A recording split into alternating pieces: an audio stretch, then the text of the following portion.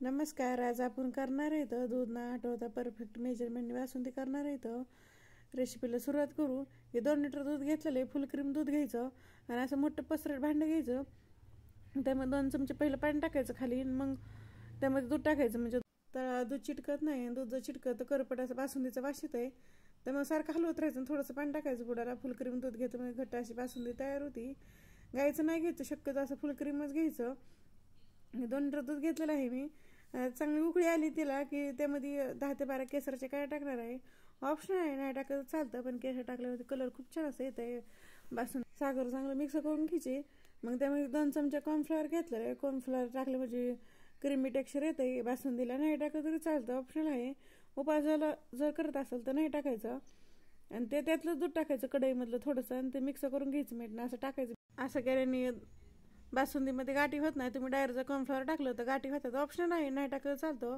उपासाला जर करत असाल तर कॉर्नफ्लॉवर नाही टाकायचा. आणि 150 ग्राम खवा घेतलेला आहे. हे लो ते मिडियम गॅस करायचं आणि त्यावरती पॅनवरती टाकून चांगलं परतून घ्यायचं. असं मॉइश्चर असतं त्यामध्ये, ते परतून घ्यायचं. आणि लो ते मिडियम गॅस ठेवायचा. अजिबात तळाला चिटकून द्यायचं नाही. सारखं हलवत राहायचं त्याला. इकडं दुधाला पण बघत राहायचं सारखं. दुधाला पण असं चिटकून द्यायचं नाही, सारखं हलवत राहायचं त्याला पण. आणि इकडे खवातात 1 मिनिटासाठी लो ते मिडियम गॅसवरती परतून घेतला. त्यामध्ये ड्रायफ्रूट टाकले, काजू बदाम आपल्या आवडीप्रमाणे कोणतेही टाकायचे. नसेल आवडत तर नाही टाकलं तरी चालतं, ऑप्शन आहे. तर काजू न बदाम न टाकतं पण अशी खूप छान अशी बासुंदी तयार होती. छान असं दूध 5 मिनिटं उकळून दिलेलं आहे. त्यामध्ये खवा टाकून घ्यायचं लगेच, आणि बारीकच गॅस ठेवायचा, मोठा करायचा नाही. चांगलं मिक्स करून घ्यायचा खवा दुधामध्ये.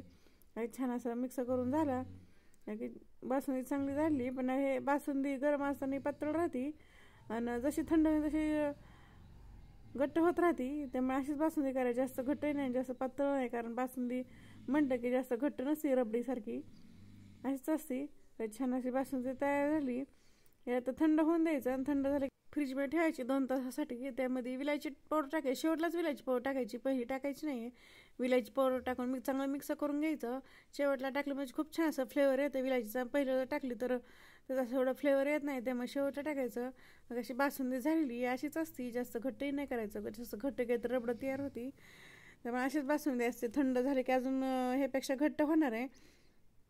खूप छान अशी बासुंदी तयार झाली. परफेक्ट मेजरमेंटने कुणी करू शकेल इतक्या सोप्या पद्धतीने. हे माझी रेसिपी कशी वाटली कमेंटमध्ये नक्की सांगा. लाईक करा, शेअर करा. चॅनल जर नवीन सबस्क्राईब करा, बेल आयकॉन दाबायला विसरू नका.